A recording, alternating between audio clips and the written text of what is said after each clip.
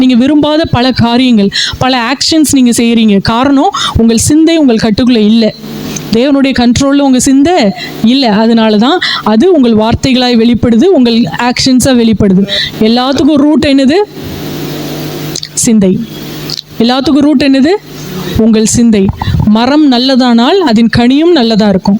மரம் கெட்டதுன்னா அதன் கனியும் கெட்டதாக இருக்கும். மரம் நல்லதாக இருக்கணும்னா அதனுடைய வேர் எப்படி இருக்கணும்? உறுதியாக இருக்கணும்.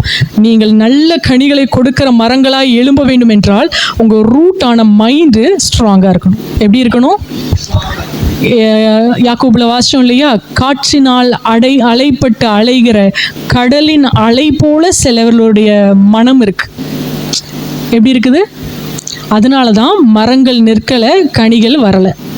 கனிகள் வரணும்னா மரம் முதல்ல அந்த இடத்துல உறுதியாக நிற்கணும். மரம் உறுதியாய் நிற்கப்பட வேண்டும் என்றால் அதன் வேர்கள் உறுதியாய் அதன் மண்ணை பிடித்து கொண்டு இருக்கணும். ஆமேன்.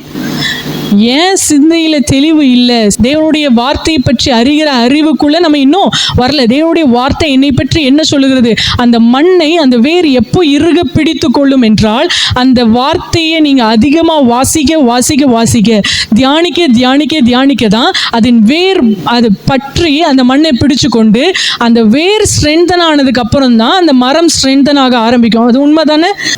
இன்னைக்கு நம்ம ஏன் அப்படி போய் நம்முடைய வாழ்க்கையில் எங்கேயோ ஒரு கார்னரில் தூக்கி எறியப்படுகிறோம்? ஏன்? நம்முடைய தாட்ஸ் அப்படி, நம்முடைய எண்ணங்கள் அப்படி இருக்கிறது. தேவ வார்த்தையின் மீது ஒருவன் கட்டுனான் என்றால், கற்பாறையாகிய கிறிஸ்துவின் மீது தன்னுடைய அஸ்திபாரத்தை ஒருத்தன் வைப்பான்னா, பெரும் காற்று, பெரும் வெள்ளம், என்ன பெரிய புயல் வந்தாலும் அவன் அசையாமல் நிலைத்திருக்கிற சீயோன் பர்வதத்தை போல இருப்பான். ஆமென்.